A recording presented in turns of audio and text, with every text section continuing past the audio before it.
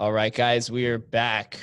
And on this show, this is the first time I will be interviewing two people at one time. So we have a first of the guest list podcast. We have the two co-hosts of Tipping the Odds Las Vegas. Welcome, guys, to the show.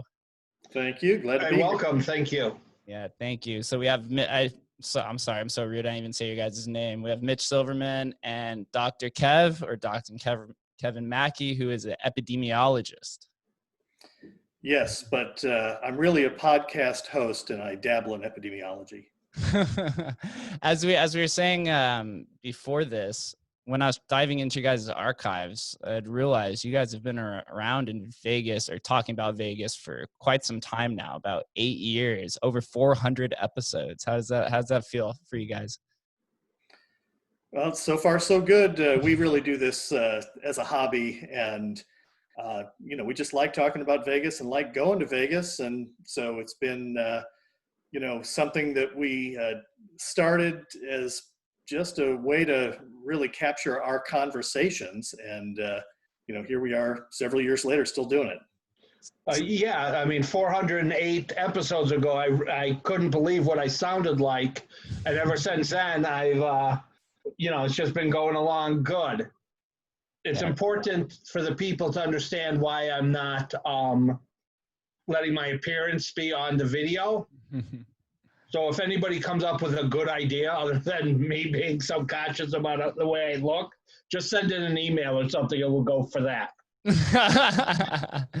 Well, I respect it, guys. Did you guys know each other before you started the show, or did you guys end up meeting in Vegas? What was that dynamic? We've known each other since dinosaurs roamed the earth. We were college roommates. Yeah, we went to college together, and kids should understand that when we went to college, we lived in a very small room, and there were not computers. There were no such thing as personal computers back then, no cell phones, no nothing. Just a lot of Sears catalogs and uncomfortable glances. Hey, that's just, I came in, I'm 28 now, so that's just the first few years of my life. I can kind of relate to that at some point before the whole smartphone boom era took over, and now it's been completely shifted. Well, you're lucky. Take it from two old guys. Being young is the best gift you could have. And a funny thing I was thinking of is if when I was your age, if I felt the way I do every morning, I would go to the emergency room. If I ever felt how I feel every morning, I would think there's a major medical issue going on with me. Being old stinks. Oh man. Well, my goal is actually to live forever. So hopefully that'll come into play at some point with Neuralink. But you might change your mind about that when you get to our age and start feeling the way we do. I've held it through for 28 years. We'll see how it goes. Well, don't forget, if you live forever, it's only a matter of time before you get trapped in a cave and you can't get out of it for all eternity. Oh, that just gave me an existential crisis right there. Yeah. It's disturbing if you think about it. So tell me, guys, you guys have been around for eight years, hosting the show. Podcasting just relatively became popular over the last few years. What was the space like back when you guys had begun? And were there any Vegas podcasts in existence? Well, the inspiration for us was really 500 by Midnight, this couple that lives in the Minneapolis area, and they like coming to Vegas, and we loved listening to their podcast, and we thought, hey, we like talking about Vegas. Why don't we do the same thing? Yeah, they were real nice. I met Tim, and he was a very nice guy, and they were very entertaining talking about Vegas, and we loved Vegas back then and still. So we figured we'd join the club. And back then, podcasts were more difficult to set up. You had to write or create your own RSS feed. It wasn't automatic like it is today. And so it was a little more complicated. And it was a great achievement that I did to create the podcast. Less great achievement is the 400 episodes of me telling bad jokes and forgetting my points. Taking care of the RSS feed, I was very proud of. How was the first few episodes when you guys had begun? Was there an idea of a pitch that you wanted for Vegas, or was it more based around the typical reviews of Vegas and things you did? We wanted it to be informative and entertaining. And we had this, vague idea about what we wanted to do. We wanted to talk about our experiences in Vegas and talk about what we liked and didn't like. And so it was about, trying to, number one, give people good information. Number two, make them laugh. And number three, help them save some money. So I had a history as an advantage player.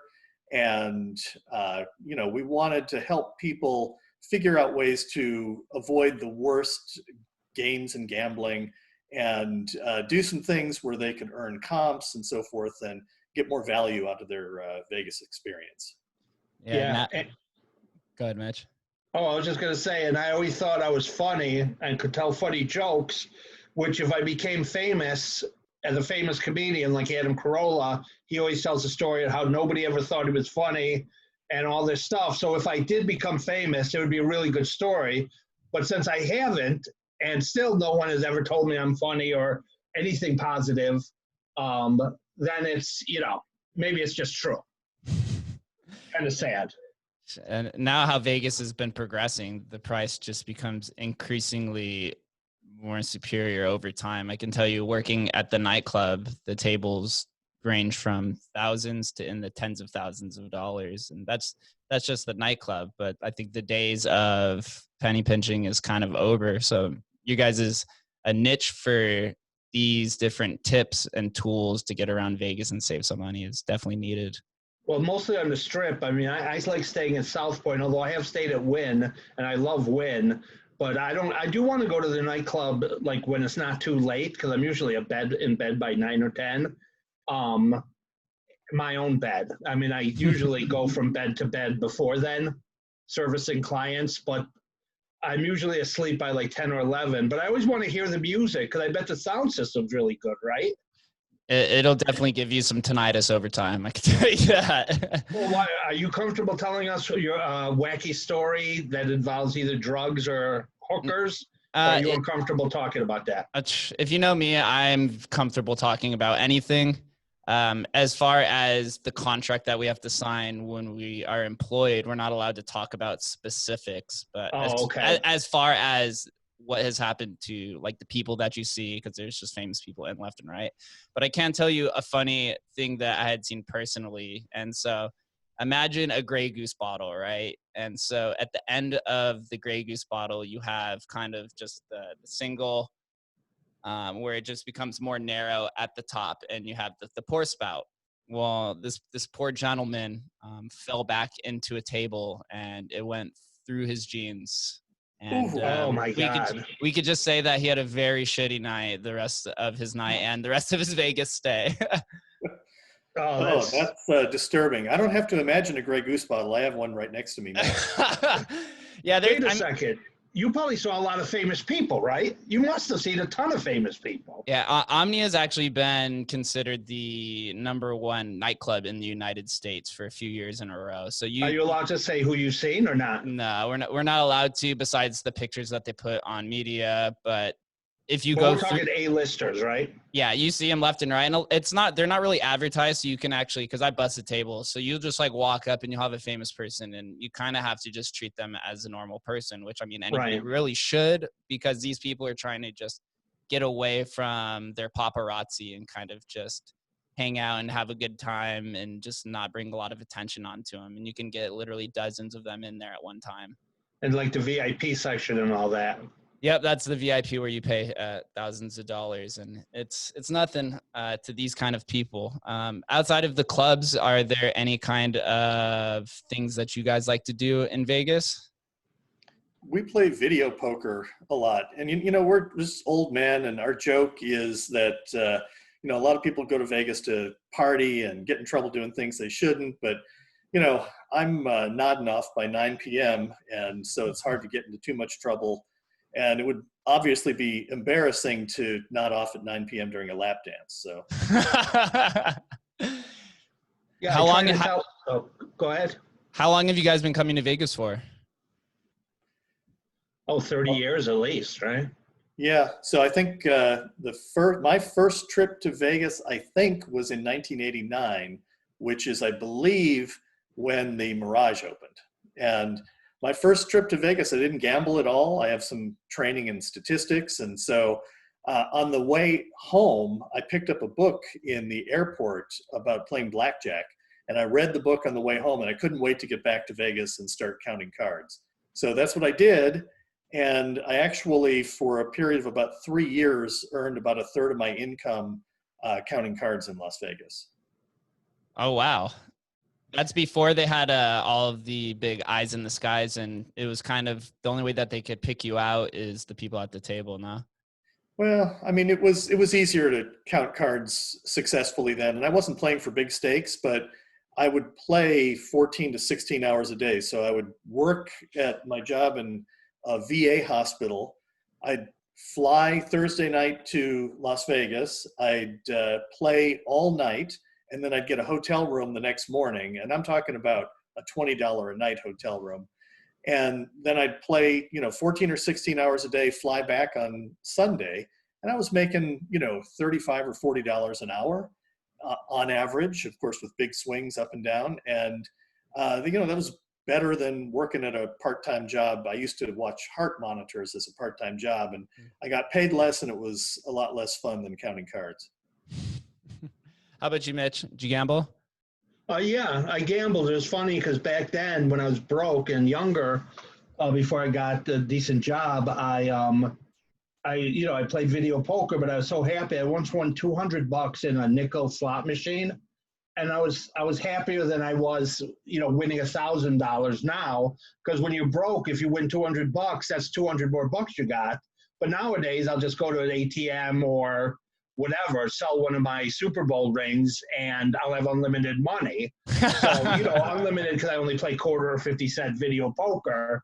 So, now it doesn't really matter. But yeah, I once went 3 times to Vegas in a single month. But usually off strip. I mean, South Point is the primary place I stay, and M Resort I love. Have you ever been to M Resort? Yes, I've been there multiple times, more particularly to the pool area than anything else. Yeah, it's a nice place, isn't it? Yeah, it is. It's definitely one of the go-to local spots Right. between there and Red Rock. And you mentioned South Point. So before I was going to say that you're basically a Las Vegas local if you stay there. That's like the hidden spot. Yeah, and I stayed at Mirage a few times, and I like it. And when I stayed at probably most of the strip hotels at least once. I can't even imagine how many times I've gone to Vegas. How many times do you think, Kevin? 100? 150? Oh yeah, easily 100. And you've stayed at the Cosmo quite a bit. Oh yeah, that's right. I stayed at the Cosmo quite a bit. I used to get halfway decent deals, but I can't anymore. And yeah, Cosmo is really a place that a young person would like to be because there's a lot of cool, the type of, there's a lot of cool looking people there. You know what I mean? It is. It's very like 20 to 40, like urban popular, but it's a little bit more upscale as well. When I had first turned 21 was like a year after it had opened, and I used to hang out in there all the time and go to Maki, and the chandelier bar is very beautiful. Oh yeah, it's very nice. And I don't like, because most places I'm at, I'm the best looking and the most handsome person there, male. But at Cosmo, I'm not. I'm barely in the top 10, and it's just a new experience for me. It's too bad the camera doesn't work, because then I could prove it by people looking at me. People have been giving Mitch a lot of compliments lately. They say he looks great in a mask. Mask on. Do you guys take trips down together? Is it the majority of the time? I'd say the majority of the time. We don't fly together. I'm able to fly by myself now. And if I buy three seats, I buy the whole row. And I'm usually able to fly by myself. Hey, now you don't even have to buy the whole row because of social distancing. Now you just get the whole row to yourself. Yeah, now only 2 seats. You're gonna save a third. Yeah. Yeah, no, it works out good. We usually show up together. This whole COVID thing is screwing everything up. You know what I mean? I canceled 2 separate trips since it started, and I eventually ended up going, and it didn't work out so well for non-COVID reasons. But the good thing to know is that this COVID stuff is going to be over within a year or less, and things will go back to normal, because things always go back to normal.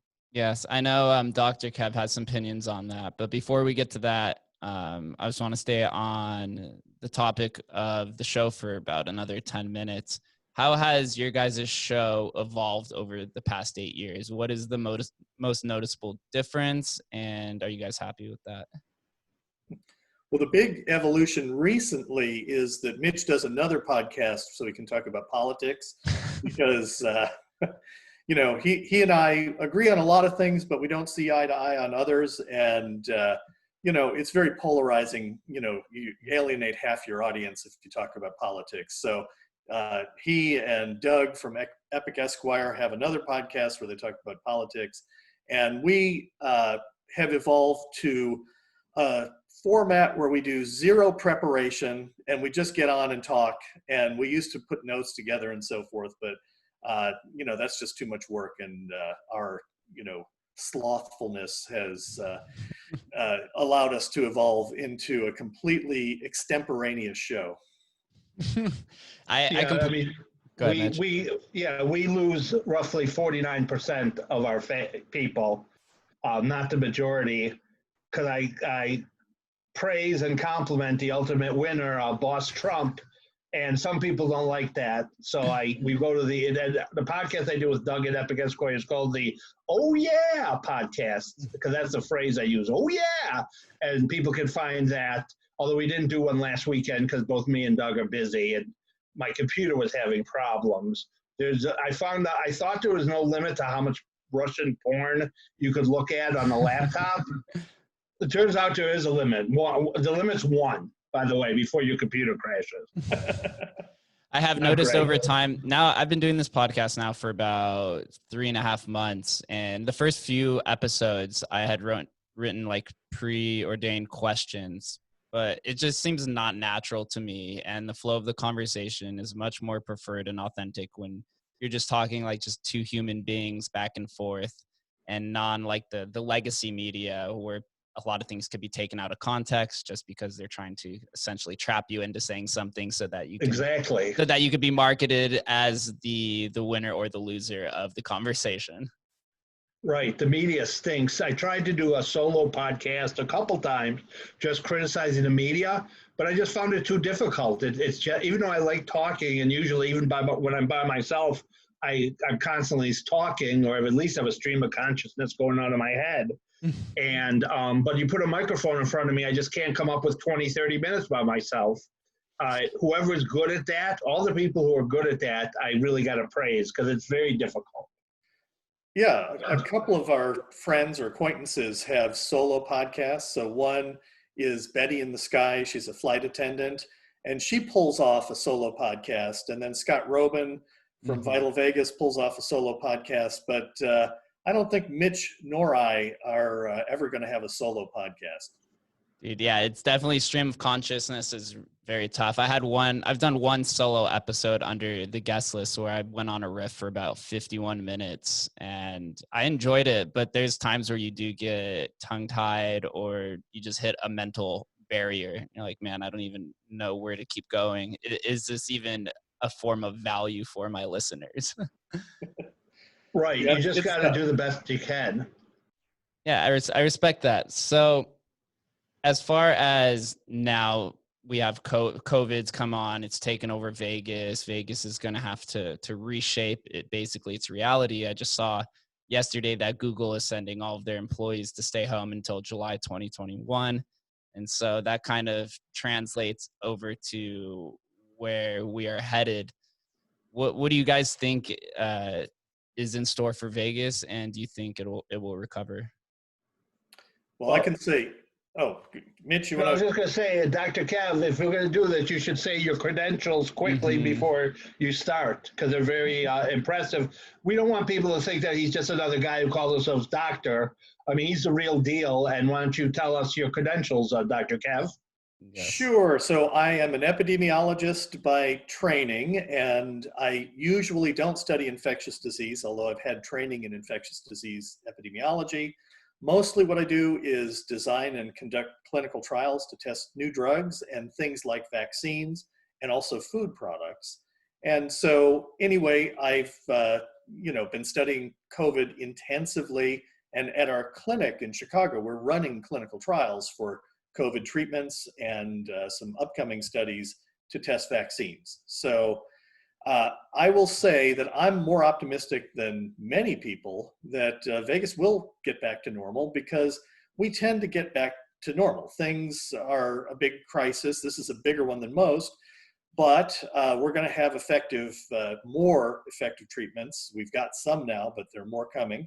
And we're going to have a vaccine before too long. So it may take a few months, but my expectation is that this time next year, this is all going to be in our rearview mirror, and Vegas can more or less return to what we've come to know and love. There may be some things that are still a bit different, but I don't think it's going to be dramatically different than it was, say, this time last year. And as an expert, Dr. Kev, just so people are clear, you think there'll be a widely produced vaccine by the end of the calendar year, give or take? Yeah, what's happened is that the federal government has a program called Operation Warp Speed, and they are partnering with companies. There are 6 companies that they've partnered with in one way or another. And basically what they're doing is they're saying, hey, we're going to give you a bunch of money. Test your vaccine in large clinical trials, 30,000 people for each vaccine roughly. Test the vaccine, make sure it's safe and effective, but we're going to kind of pre-purchase doses so that you can get your factories up and running and be producing doses to have them ready when we get the results from the clinical trials. And if the clinical trials don't work, then the US government, for some of the companies, is going to be out a substantial amount of money. Like Moderna, for instance, has, I think, just over 900 million that's guaranteed. They don't have to give the money back. And so the goal is to have vaccine available at the end of this year.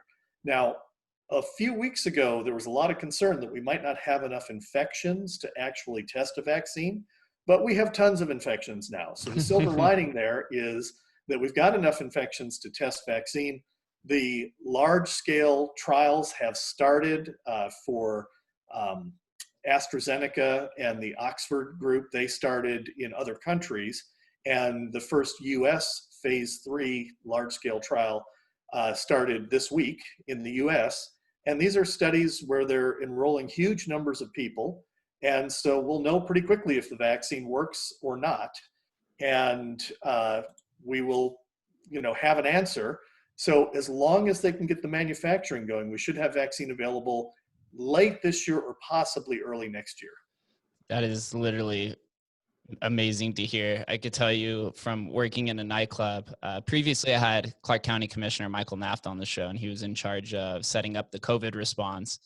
And they were he was basically inferring that nightclubs are going to be the last thing that opens. And that's been what Vegas has been built on over the boom is the nightlife and day life. And, you see places like Encore Beach Club and some of the clubs, they've been kind of branching around it and opening up as a lounge or a pool where it's only table service. But from what I've heard, it hasn't been really successful altogether. And so, hey, can I turn on my video now? Yeah, of course. Is that going to hurt anything? Okay, let me turn it on. Fine. I was talking to my buddy.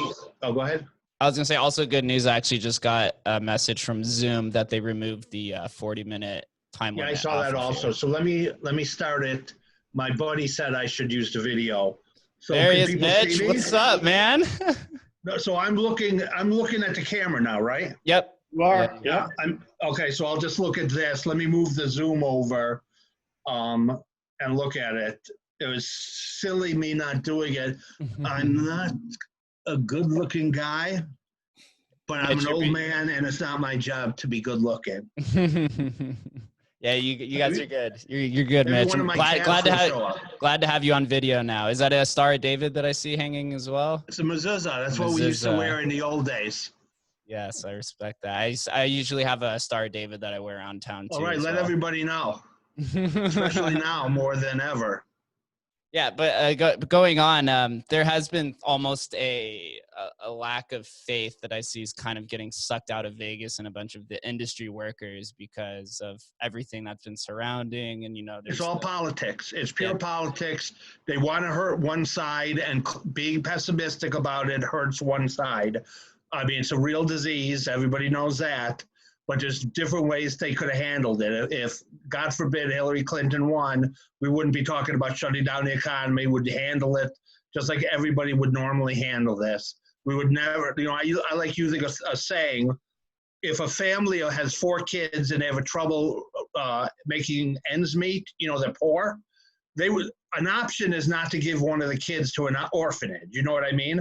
There's a lot of problems, a lot of different issues, second jobs, who knows what they would do, but they're never going to give one of their kids away to an orphanage. Well, I say the same thing should be about the economy. We should not shut the economy down regardless of what else is going on. Too many people get hurt. But because of politics, everybody accepts it's a real disease, but not everybody accepts we should shut down the economy, what percentage of people are unemployed now? 25%?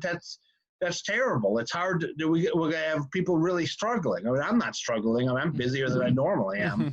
But I feel bad for young people, and poor kids can't go to school, and all this stuff is just terrible, and it shouldn't be an option. And they're doing it politically, but it's not going to help them, because I'm going to be laughing and laughing on election evening, I mean. I could tell you, I've been really split on it. I had my first 2 guests on the show were nurses, and the second, Kathy Chow, she works in the respiratory division in the ICU unit in Las Vegas. She had the first COVID patient, and she's talking about how the first month, the majority of the people in there were like overweight, diabetic, and a lot of those people were passing away. It was like an 80% death rate on the ventilator. But she said this time around, her unit is hitting capacity, but the average age is much younger. She said it's probably 20s and 30s, and they are surviving, but they're starting to transport people out to other hospitals or other makeshift rooms because they don't want to have to play the Grim Reaper, where most people are going to survive on a ventilator. But if the ventilators are full, then they kind of have to pick and choose who survives, and nobody wants to be in that moral dilemma. Well, Dr. Kev, how many people die from smoking cigarettes every year, give or take? Yeah, about 150,000 roughly. Yeah, so 150,000 die from lung cancer. Cigarette smoking contributes more to heart disease than it does to lung cancer, but 150,000 people die every year from lung cancer, which is primarily connected to cigarette smoking. So if we let the scientists and the doctors make all the decisions, they would ban smoking, arrest tobacco farmers. That's why we don't let them make the decision. We elect politicians to make those decisions. And just because a scientist says we should do this or that, this is not a science. This is a democracy. The scientists and the economics give information to the elected officials, and they should make a decision. But that doesn't include doing whatever they say. And an option shouldn't be shutting down the economy. I mean, what if Sisolak was going to shut down the Strip again? What if every 100,000, 500,000 people are going to lose their houses? It's just not acceptable. This isn't the Black Death or the Black Plague. I was actually very surprised from his conference. So today I'm recording this on the 28th. His conference yesterday, where I was almost certain he was going to go back down to phase 1, but actually he pushed forward and said that he was keeping everything open and would reevaluate a week later. I'll say one thing about Governor Sisal. He became governor all on his own. I mean, he became governor with a lot of help from a lot of people, but he became a type 2 diabetic all on his own. Please, I apologize, Dr. Kev. I was just going to say, it is a serious disease. And for older people, if you catch this, you have a real risk of dying. For younger people, the risk is much, much lower. And younger people, if they get this, they can get very sick. They'll likely survive, but they might have to spend some time in the ICU and so forth. So it's not something that we should, be cavalier about. But I also agree that we should be able to live our lives and do the 3 Ws, wear a mask, wash your hands, and watch your distance. And if we all do that, we'll minimize the number of cases until we have a vaccine and more effective treatments, at which time this becomes a nuisance rather than a big, huge public health crisis.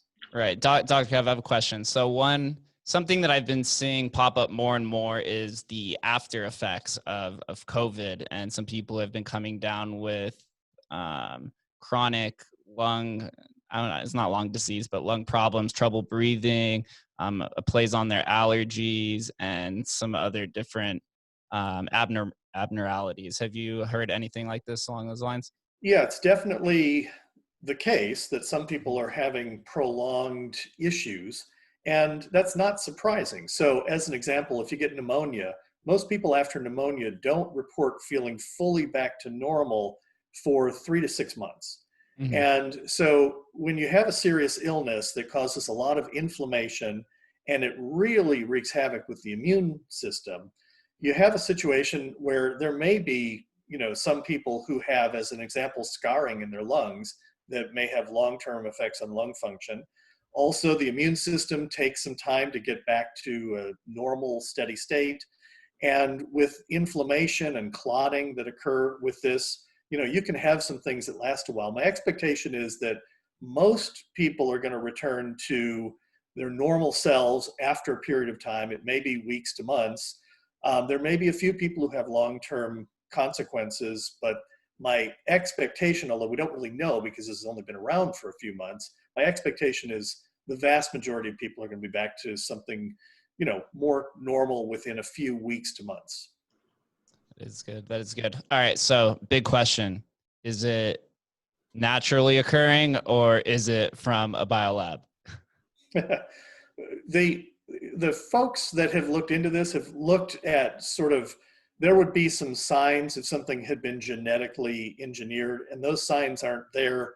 This looks very similar to a virus that circulates in bats. And so most likely what happened is there was an infection of another animal that infected a human, or possibly a bat. And in Wuhan, they have a research lab where they study viruses from bats. So it's possible that there was a person that got infected by a strain of this virus that can infect humans and then passed it on to other people. It's also possible that it infected some other intermediate species like pangolins or something else. And then, people ate those or were otherwise exposed in the wet market. So there are, several possibilities, but it does not look like this was something that was intentionally weaponized. At least that's what the people who are experts are saying right now. We don't know all the facts, so I think it's a low probability that it's actually a biological weapon. Yeah, I mean, a lot of people think it's a bat, man, but they're robbing us of our economy. The thing is, why don't the people who visit the wet market in that city in China, why do they eat gross-looking food? You know what I'm saying? I mean, in real life, pigs and cows are kind of dirty and not great, and chickens are in a bad place. I mean, people should eat humanely raised meat to begin with, but I mean, you see the stuff they eat. Why would anybody want to do that? And these aren't hungry people. It's not like they only have a pangolin, like he said, which is like a cross between an aardvark and a porcupine. Yeah, it's like completely scaled animal, I'm pretty sure. Yeah, and this is a choice. They could just eat regular food, and they choose not to, and it's just weird.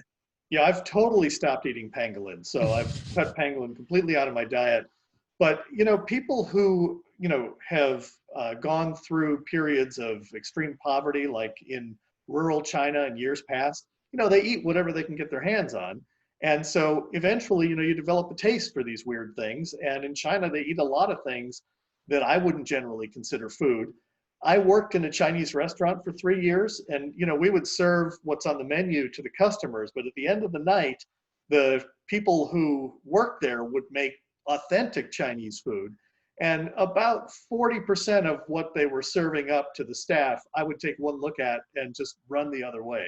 Because, I said, that's not food. I'm not getting anywhere near that. Like bat heads and stuff? Oh, and rodent tails? No rodent, but giant snails and No. some things that were of uncertain origin that I didn't want to eat, and Yeah, a lot of fish heads and things. I think it's safe to say that Wetmark Vegas is never going to happen because of this. No, I mean, everybody would be a lot better off if they acted like the United States. Yeah? How so? Well, we're a first world democracy. We're the richest and most popular country in the world, in the history of the world. It is. We're great. I mean, have you been to any other countries? I've been to Israel. I've been to the homeland on birthright. Oh, good for you. Yeah, I want to go there, but the flight is too long and too expensive if you don't fly coach. Coach isn't that bad, but if you fly business or first class, it's like $5 or $10 grand. And so I'm only going to go there if I have to. If it gets too rough in America, I'm going to go there one way, one time. But hopefully that won't happen.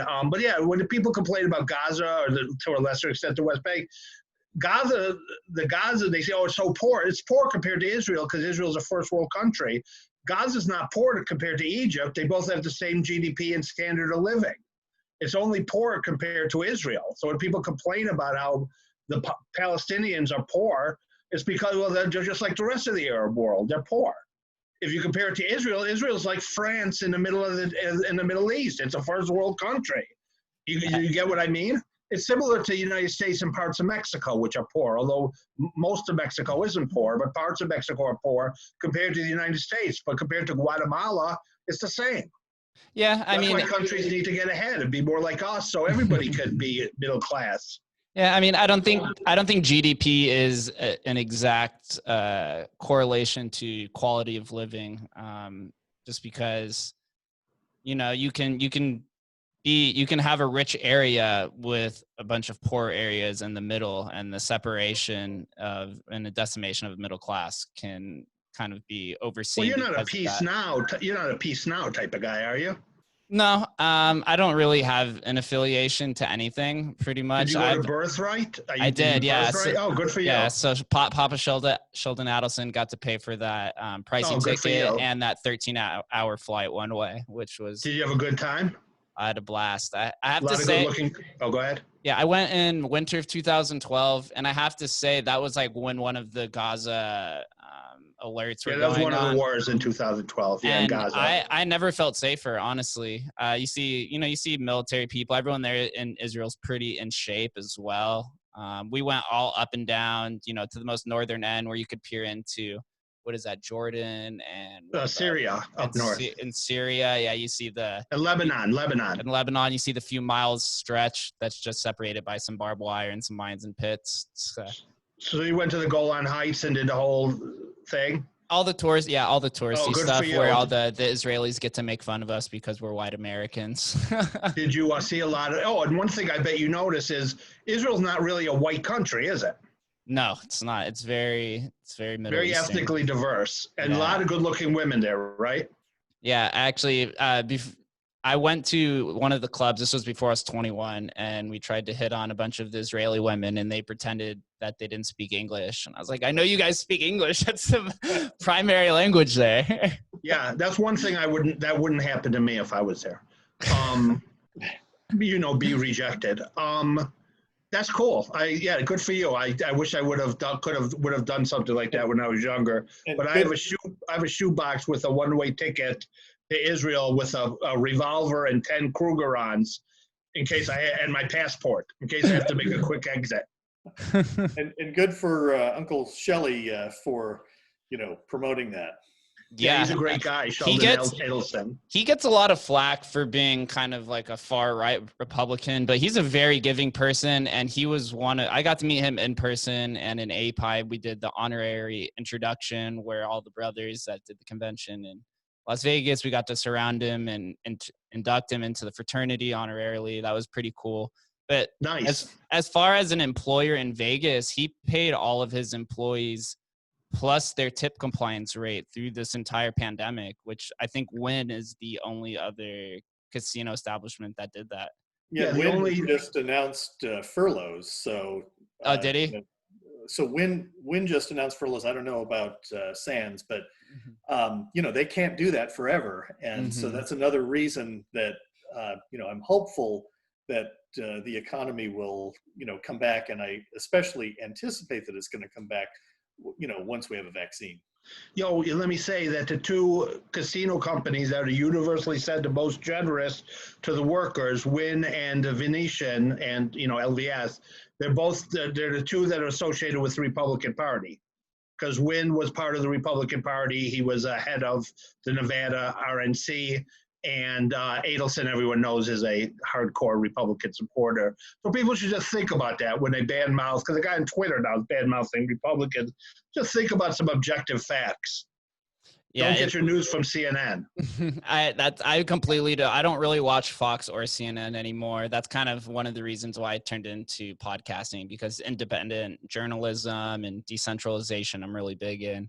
Like we said before the show, I'm really big into Bitcoin and kind of going the ulterior routes, because I feel like those two stations of traditional media, in a sense, and we even saw this with the New York Times with Barry Weiss leaving, that all they're doing is just pushing propaganda, and they're not even there for the real story and the real truth. Yeah, like Barry Weiss is too conservative for the New York Times. I mean, what world am I living in? So who do you like on Twitter, like Cernovich and those guys? I follow, right now I'm big on what's been called the intellectual dark web establishment. Right. People like Eric Weinstein, Brett Weinstein, Sam Harris, Jordan Peterson. I have been listening to Ben Shapiro. I know he has some very controversial opinions as well, but I think it's important to see both sides of the spectrum and both aisles up and down, X and Y axis, to kind of understand what you believe in. Yeah, same here. That's I agree with that, and that's good. Yeah, Ben Shapiro is the only Trump voter in that dark intellectual web group. Yeah, he is. And I find him very captivating as a speaker and a conversationalist. He's just very, very fluent with his articulation. It makes you wonder. I mean, obviously, some of the things I don't really agree with. I'm more of a pro-choice person, and he takes a very hard stance to abortion. And as same with like the pronouns thing. And there's a few. Yeah, I'm very pro-porn, so that. Yeah, Ben Shapiro, he's just so crazily smart, and Sam Harris is also very smart. I mean, all those guys are super smart. The Weinstein brothers and all that stuff. Yeah, it's a great group. Dave Rubin. Yeah, Dave Rubin I really like too. Yeah, I've watched probably over the last month. I've been really looking into Dave Rubin the most and the free speech, because as when I was working in a nightclub the last 5 years, when I first started, I was still in college, and I grew up on the east side of Vegas, which is like kind of the poorer area of Vegas. So just by association, I've always been labeled as a Democrat from my family. But now that the shutdowns happened and I've been here talking to people and hearing different opinions, I've kind of taken these last 4 months to really understand what I believe in and what are the right opinions. Because eventually, if you want to be a popular media personality or somebody who is quote unquote independent, you really have to understand why everyone labels people as right wing, left wing, and things that aren't even necessarily just political as well. Maybe you'll see the light and become a libertarian. I actually had a libertarian on the show recently, Jewish. You got one on right now. Yeah. Me, yeah. What topics did he bore you about, the libertarian? Well, he actually is a co-founder of a full conceal weapon. It's called Full Conceal. Boring. It's literally a gun that folds in your pocket, and he does like solvent traps as well. But how does it fold? Literally just folds in half. Are you talking about the credit card gun? The company's called Full Conceal. It's in Full Vegas. Conceal. Yeah, look them up eventually. It's pretty interesting. But we're talking more off camera about libertarianism, because I really hadn't know. I've heard of it, in the Bitcoin world, libertarianism is a popular political ideology just because of independent freedom. Dr. Kev, what makes you so interested and associated with libertarianism? Well, I would consider myself socially liberal, fiscally conservative, and I view government's role as to do a few things. keep us safe, give us infrastructure, and protect property rights. Those are the big roles of government. And I think for the most part, government just gets bigger and bigger and more involved in things it shouldn't be involved in. And so, I align with the Libertarian Party. Unfortunately, as far as presidential candidates go, I've never seen a great Libertarian presidential candidate. And so, it's disappointing. I had hoped that the Libertarian Party would become an actual third party, but it looks more destined to be a subset of the Republican Party. And, I have plenty of beefs with the Democrats and the Republicans. So I'm, somewhere in between. That's exactly how I feel. I've just never been a person to really fall in line to one specific ideology, and a lot of the like rah, whatever you say, I'm gonna follow. And because of this reason, I actually get attacked on my personal Twitter account sometimes for kind of taking a different direction from what is just directly in line of a bunch of different philosophies. But yeah, just block those people. That's what I do. You can't screw around. I'm a very open person. I will engage in constructive, if you call it arguments. I don't really. The only person I have blocked on Twitter is Kanye West. I'll probably get attacked for that, but I don't really find him very interesting and more of a nuisance than anything. I hope he gets help if that's what really needs to happen. But I don't listen. I don't know what, because when I was younger, there wasn't a such thing as rap music. So, but he has rap music. That's the type of music, or that hip hop, or what? Mm-hmm. Yeah, it's rap, hip hop, and now he's married to Kim Kardashian too. So maybe that's part of his issue.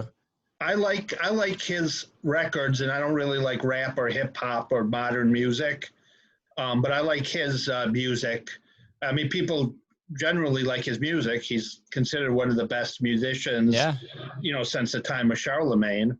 Yeah, and I can't take that away from him. It actually puts out great music. When you guys come out to Vegas, do you guys ever go to any concert halls or any lounges or anything like that? No, I'm too nervous.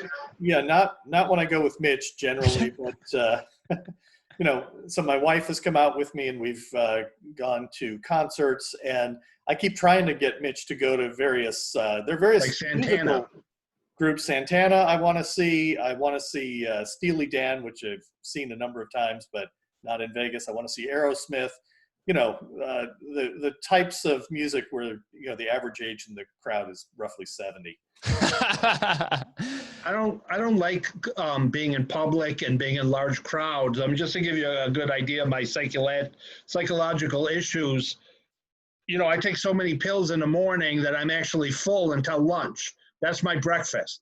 They measure my psychiatric pills in weight, not even in different types. They say, okay, take half a pound this morning. I'm just joking. I don't take any psychiatric pills. But nonetheless, I don't like concerts. I certainly don't want to see Santana or any of the groups Kevin likes, because I like sophisticated music, like the type of music I like, which is, high-level stuff. You know what I mean? Like alternative type music. What the cool kids listen to, like me. Before I got in, what the cool mid-50s folks listen to. Yes, I mean, and would you agree that my taste in music is similar to your son's? So proving that actually your son doesn't like that music. That's not. But our TV shows, our taste in TV shows are similar, right? So. We both like to show Dave with Little Dicky. We do both like Dave, and we both like The League. But, The point is that I have good taste in music, and Aerosmith is not included in that. I actually, I used to be a big classic rock person before I got into the electronic era boom. So people like Aerosmith. What do you consider classic rock? I bet we'd consider that modern. Like Van Halen, Aerosmith, Def Leppard. I saw Van Halen in concert when I was younger. They're my absolute favorite band of all time. Anytime I'm feeling good, that's always my go-to music. Yeah, they're great. Yeah, Van Halen is a very cool group. I like Black Sabbath too, so whatever that's worth. Me too. Well, you young people are lucky because you have a whole catalog of stuff to listen to. When we were growing up, we had, if we listened to classic music, that'd be like doo-wop music and Frank Sinatra type stuff. There was nothing before like 65. You know what I'm saying? Or polka music. It was terrible. And you have the best of everything for decade after decade. Yeah, I find like the late 70s and early 80s like rock era like very, very captivating and fascinating. Yeah, it's great. Music. Yeah, those were our formative years. Yeah. But like I said, no cell phones. When pagers came out, we made a big deal about those. They were the coolest things in the world. Look at me, I got a pager. Were you guys dress up like the style back then with the big platform boots and the long leather black jeans? Well, the big platform shoes and the bell bottoms, that was a little ahead of us, but okay. Yeah, I mean, we dressed in a way that now people would view as comical. I mean, have you guys ever been to Vegas during EDC week and seen the costumes that people wear when they go out to that festival? We got stuff to say about EDC. Why don't you go ahead, Dr. Kev? Lay it on me. So, we've been to Vegas many times during EDC, and we found that the people who are attending are always extremely friendly and, fun to talk to. And, a couple of times I've been invited to, a room where they're having a party, and then I'm tempted for just this long to go, and then I say, no, this is just going to get me into trouble. So a lot of young people, a lot of pretty girls and revealing outfits. EDC is great. Now I could never go there because it's too hot, and I can't deal. I can barely deal with being in a casino at South Point in front of a video poker machine. Playing roulette at a full table is too much activity for me. I can't go to EDC. I'd be one of the casualties. Know. Unless I was performing, unless I had one of my gigs with the, spinning the records. Is that what they do? I don't even know. Not 100% sure what DJs. It's just, it's DJs. It's people that just produce music, creating it on a computer, and then they just go out and press some buttons. That's basically it. At Omnia, they have all the big names like Calvin Harris, Zed, Tiesto. Alice in Wonderland? Is that one of them? That is a name. Wow, I'm very impressed. How about Dead Mouse? That is one of them. Deadmau5 is my absolute favorite DJ. Absolute favorite. That's my go. See, we're cool. Yeah. See, you should go. You need to go to these parties. You'd fit right in. I would like to go to Lollapalooza, or better yet, the Pitchfork Festival in Chicago, but I'd go to the VIP section where it's air conditioned and stuff. I would like to do that, actually, because I can handle that. Have you looked into the live streams that they're starting to do now? Lollapalooza actually announced a lineup. You don't even have to go. You could just watch from your home. Well, this lineup stinks, the latest one. But yeah, on YouTube they have it, and I actually do watch it quite often. Like Belle and Sebastian are there all the time, and a few other groups. The Shins are there all the time, and I like those groups. So I actually do watch it live stream, and it's cool. It is cool. I should do stuff like that. I wish I could go back in time where I would be able to do that, but now I'm working too much. It's unfair. What do you do? Oh, I work on databases. Luckily, I lucked into a job where I build databases, so I'm good for the COVID stuff because that's still in business. Yeah, his biggest problem is his a-hole boss. So what kind of you're building that, like from an analytical standpoint or like computer coding? Coding? Oh, you're a coder. But just for databases. Just to be clear about that comment, because I don't want to give the wrong impression, Mitch and I work together. We don't work together, Kevin. I work for somebody else, and he does not appreciate Kevin has a long-standing feud with this other person. So my main thing about it, I'm an IT guy, but the only thing I don't know about IT is whatever anybody needs from me. Like if they need me to fix their computer, Kevin needs some help with a report. I'm not that type of IT guy. I'm a very particular type. Hey, at least you're not the intern, right? At least you get paid. Oh yeah, everything's going good. I'm very lucky and everything, and we're very busy at work. And so even with all this COVID terribleness, I'm doing fine, and everything's fine. I mean, it reminds me about some COVID-related cutbacks that we're going to be announcing soon. Yeah, my cats are very finicky. They want expensive food, and they meow a lot if I don't give it to them. So I do have a very expensive lifestyle, and they're sleeping now because they got to save their energy for tonight so they can wake me up. I'll do what I can to keep you living in the lifestyle to which you've become accustomed. Yeah, if Kevin tells you that you need to go to his office around noon, then just tell him you're busy and you have to take care of your cats. Exactly. I do. I've been at home like 99.9% of the time for the past, 3 or 4 months. I'm afraid to leave my condo, but now I have a good reason to be afraid. Normally, I'm just afraid in general. Scary. I thought you So, were going to say 3 or 4 years. so I have a question that I didn't get to touch on. When you guys said that you're in Vegas and you gamble, well, you play slot machines. How do you guys do this? This is the one thing. When I gamble, I could play craps. I need live action, but I don't know how you guys can sit and play at these machines for hours on Well, end. it's mostly video poker. It's Video poker. Kevin never plays slot machines. I occasionally do because they're fun, but 90% video poker, 10% roulette for me. You just, because it's the excitement if you hit something. It's exciting. We find it. I find it the perfect gambling pastime. Playing video poker. I'd play it all the time if I had it at home. Well, Like you're a data analytical guy. You don't think that the machines are ripping you off based off their algorithm? They show the pay table on the video poker machine. So there's like a 99% payback if you play perfect strategy. So I try to pay good strategy. I'll lose a couple percent. But I'm there to have fun. I can afford to lose a couple percent. I'm playing quarter and 50 cents. So, $500 gambling wise will last me a day or a couple of days, even if I lose, but I always end up hitting something. And so I don't lose that much. And if I lose $1,000 or something on a trip, it's not the end of the world. I respect that. Yeah. And I need live action. That's why I need craps. Maybe it's just because I'm younger and around people and the excitement, but I'd always felt like I'm getting ripped off by the machines. Craps are confusing. There are two kinds of gamblers, the ones who want excitement and the ones who want escape. So we're more the escapist type. So we're the ones who want to sit in front of the video poker machine and, not think about our problems and how old we are. There's literally like thousands and thousands of machines. Is there a perfect poker or slot machine? Well, South Point has about as good as you're going to get in Vegas. There's a few, if you have ever seen them, they say full payback or 100% payback on some video poker machines.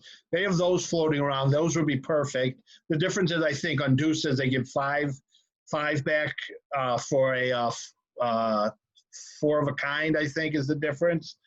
But South Point has 90. What is it, Dr. Kev? Well, they've got more than 10,000 machines, I believe, that have at least 99% payback. And what we play is video poker, deuces wild mostly, not so ugly deuces. So the payback is 99.7-ish% if you play perfect strategy. And then, they give you comps and other things. So, really for me, it's a break-even-ish game and, something I enjoy doing. I don't do it as much as Mitch does, though. Mitch can, play several hours a day. I am not quite that intense about it. Yeah, it's just like people's sex life. You enjoy doing what you're doing, and you can't really explain it, but it's true. Which, if I don't forget to turn the camera off, maybe we'll all see it after we hang up. So I got to make sure to close my laptop. But it's just something I enjoy doing, playing video poker, and I will sit there with headphones on and play for 4 or 5 hours and have a good time. I mean, I enjoy it more when I hit stuff and win money, but I do like playing. And again, quarters and 50 cents, $20 will last you 10 minutes. It's a pretty cheap game. Yeah, and I actually do a podcast while I play. Yeah, smart man. Do you guys? So when you're in Vegas, do you take your stuff with you to record? I tried to take a microphone once, but I got stopped by the TSA, and they actually were unclear what it was, even after they opened my bag and looked at it, which is weird. It was a weird looking microphone that looked like a satellite. So they were perplexed. It looked like it might be something you shouldn't take on the plane, but they weren't sure.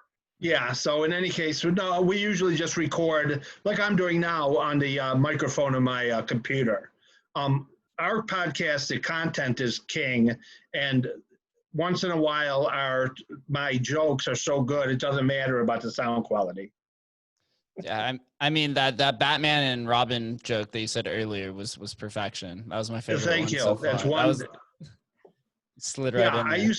used to take a lot of pride in being funny and entertaining, and now I take pride in being able to make it to the toilet. It's what happens when you get old. It's not great. It's a funny point that you brought up earlier, Dr. Kev, was about the escapism versus trying to be a part of the party and the two different gambling dynamics, because that was something that I hadn't realized, because I like live action, and then when I'm out on the strip, I like to go out to the club. I like to be a part of the attention, and you guys are on the opposite end, escapism, hang out, go to some restaurants, kind of That's more us. just. Yep. Boring introverts. Yeah. Oh yeah, if I'm not on this, like if I'm on the strip, I'd rather be in the casino playing video poker, because then basically I can look at the girls, to put it mildly. But if I'm not, like if I'm at South Point or an off-strip place where there's not a lot of stuff to look at, a lot of people to look at, I should say, I would rather than bring a video poker machine up to my room like Bill Bennett was caught doing. Only because that'd be just as, you know what I mean? I don't need to be in the casino. But if I'm on the strip, then it's fun to be there because everybody's having fun and happy, and there's a lot of cool people, and you can people watch. You guys ever come out for any conventions? I know there's like a few medical ones that are out here. Doctor, have you been to any of those? Yeah, once in a while. I have been out a few times for medical meetings, and the trouble for me is I'm out there for a medical meeting, but I don't want to be at the medical meeting. I want to be in the casino or out at a restaurant, and so I find it distracting. When I go to a medical meeting, I usually focus, but I have a hard time doing that in Vegas. And the other thing is, I'll go to a medical meeting, but I have a condo in Vegas, and then I find that I prefer to stay in my condo, but getting to the meeting and driving back every day is a big hassle. So I'd prefer to go to medical meetings elsewhere.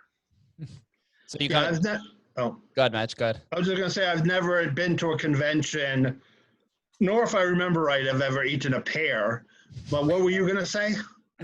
I was gonna ask Dr. Kev, do you have your condo down here? Is there a certain season where you typically come and spend out in Vegas, or is it just off the whim when you come down here? Well, for years, I was going to Vegas about once a month, and I have a lot of meetings in California and other places that are kind of in the neighborhood. So it was my home base for those kinds of meetings. But since I've moved to Florida, I used to live in Chicago. It's a little harder to get there, and I'm not getting there as often. Certainly this year, I haven't been there as often as I normally am.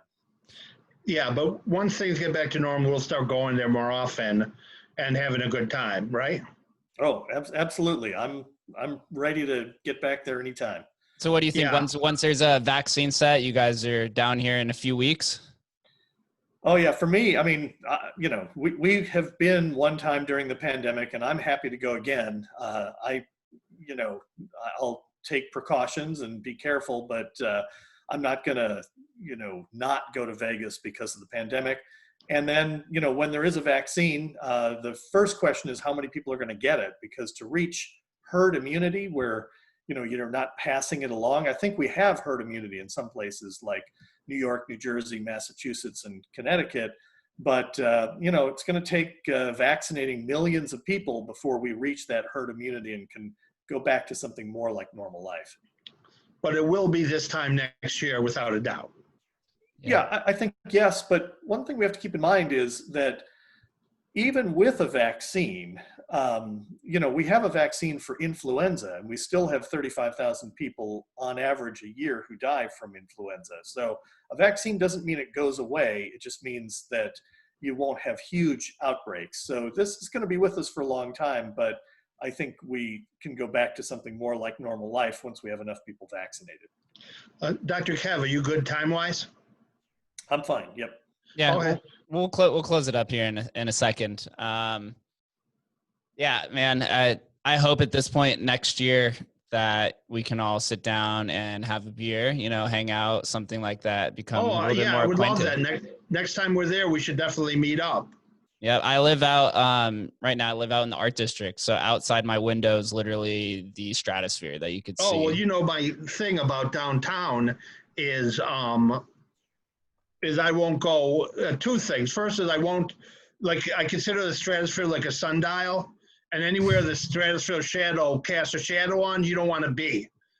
Second is I'm afraid to go downtown outside is a canopy. You know what I'm saying? Yeah. Because of fear. They Canopy? actually, I was gonna say they actually did do some remodeling during this pandemic towards the bar area, which is I think that's the eastern end of Fremont, where like where Commonwealth is, and a few of the bars. Actually, Commonwealth bought all of those surrounding bars, and they put up like some more trees and light fixtures, so it's not as, per se, we'll call it old Vegas as it used to be. Downtown's going to go through, it's going to continue its renaissance. I think it's going to get better and better. Yeah, I was disappointed when I went to the Stratosphere because I thought it'd be unique or interesting or crappy or bad. It was completely generic. It looked like what I'd imagine if they built a casino in Columbus, Ohio, what that would look like. You know what I mean? It was nothing special. Well, they tried to charge us to go up to the top, and we weren't having that. We just said no on principle. Well, now that Circa will be opened at the end of the year, there's at least one top luxury hotel down there. Oh yeah, I like the Golden Nugget. I stayed at the Golden Nugget a few times, and I enjoyed it. And Circa, I assume I'll get comps for opening night, but they're deciding which suite to give me. Mm-hmm. But I haven't had word yet, so I don't know. I assume that's going to happen because of Derek Stevens has Mitch on speed dial. Mitch is just waiting for the call to see, what suite he's going to be comp for opening night.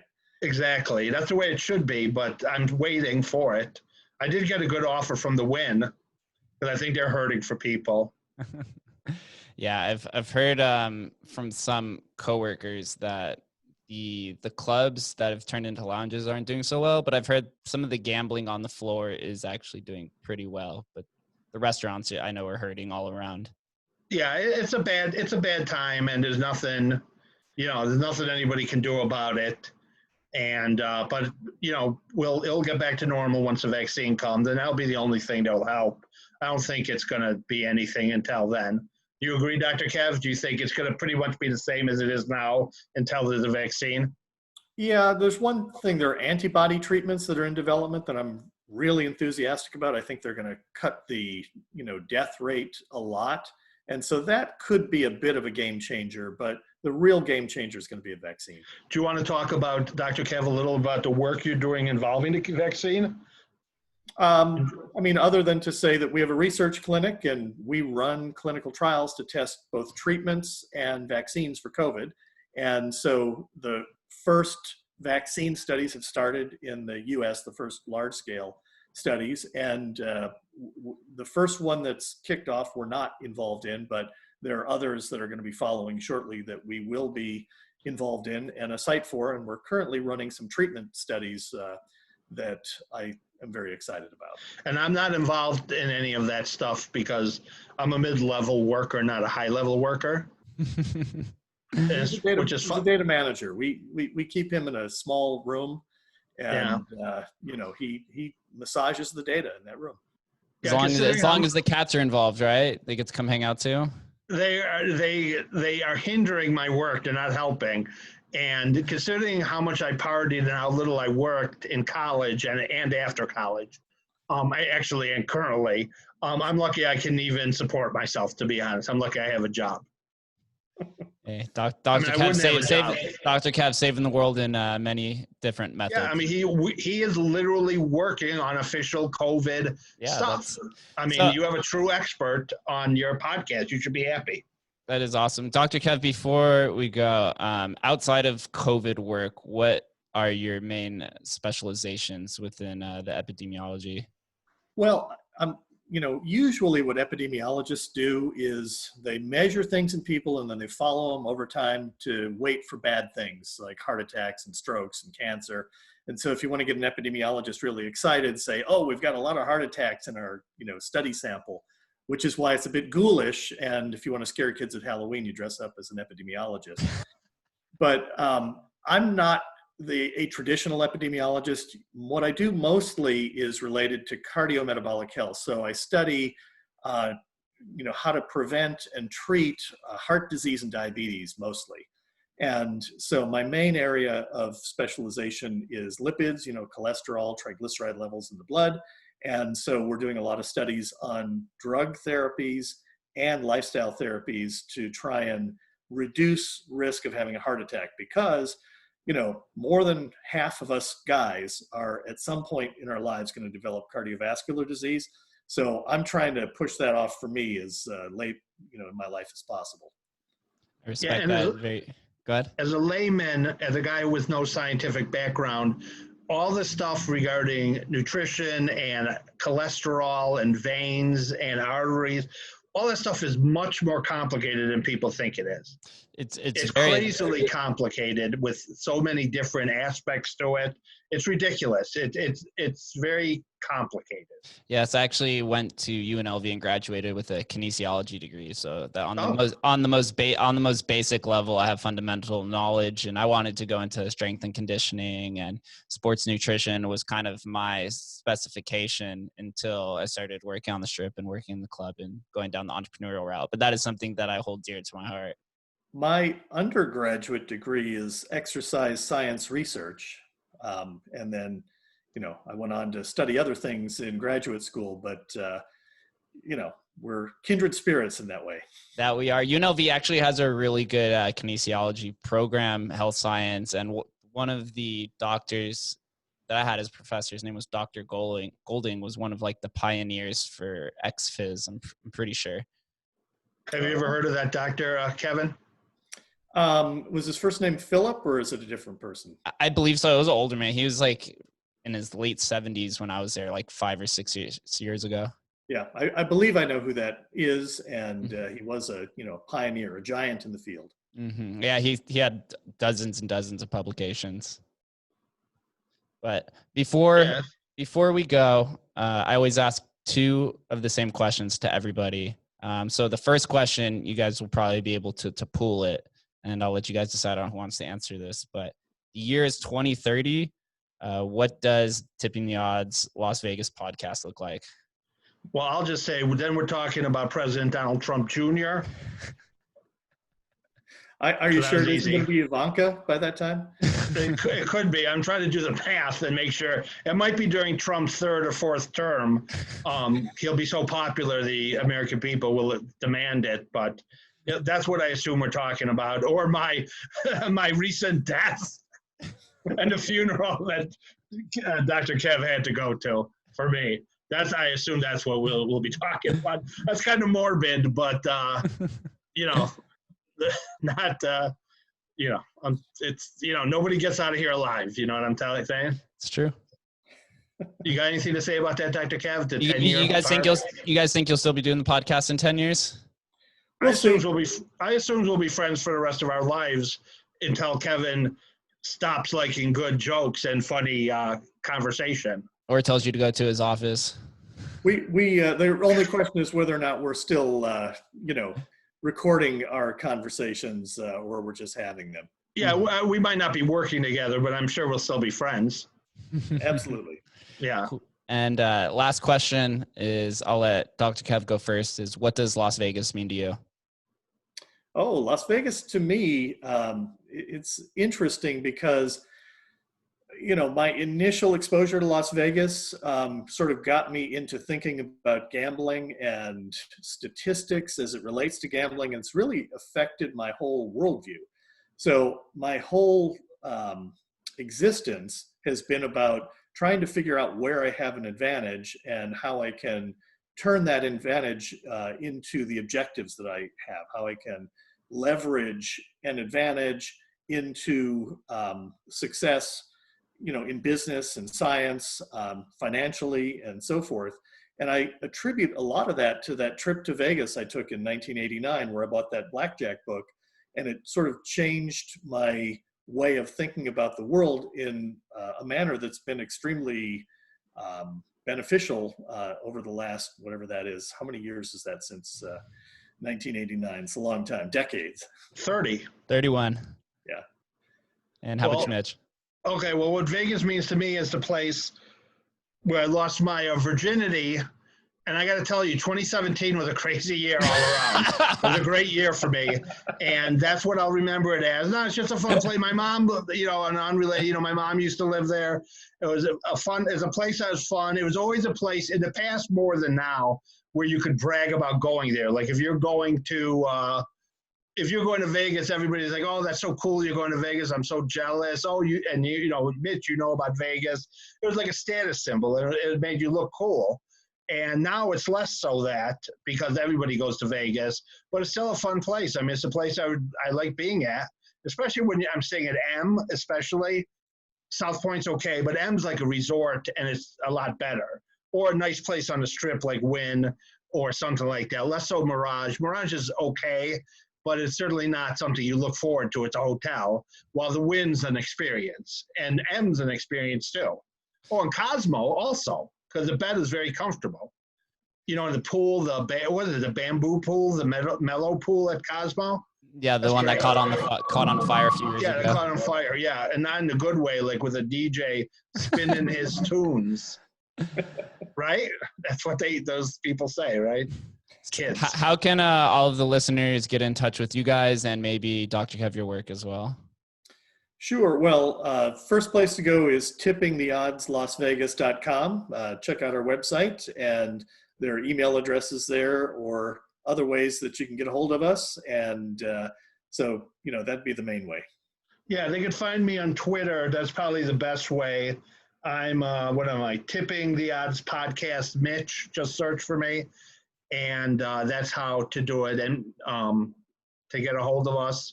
And listen to our podcast. Lately, we've been talking about COVID a lot, but soon we'll talk with more others, not COVID stuff. Well, you also have another podcast, correct? Yeah, the Oh Yeah podcast with me and Doug at epicesquire.com. And that's where we talk more about politics, and it's a little more funny. Like if you like the type of talk I've been talking here, that's more an Oh Yeah, but still on tipping. I respect that. Yeah, if you guys go on Twitter, Mitch has tons of color commentary for everything. Yeah, although I'm not being on Twitter the past couple of days, I'm protesting how many anti-Semites are on Twitter, left-wing anti-Semites mostly. And but I'll get back on Twitter tomorrow, and that's it. But I am on Twitter a lot, mostly 9 to 5, Monday through Friday. That's the primary time I'm on Twitter. But I'm also on. You mean when you're working for me? That's exactly. Exactly. And but yeah, so that's where you should go, and that's about it. All right, gentlemen, I love this conversation. I thank you guys for both coming on. And like I said, next time you guys are in Vegas, be sure to hit me up. Will do. Oh, we definitely will. 100% will. Likewise. Hey, maybe you could take us to could you take us to a club at like 8 or 9 p.m. so we can hear the music? The doors don't open until 10:30. That's too late. We'll be asleep. That's too late. I'll be asleep. Oh, we'll figure something out. I know all of the low key hot spots, so we'll definitely find some good spots. Thank you guys again. I thank you guys for tuning in, and we'll catch you next time.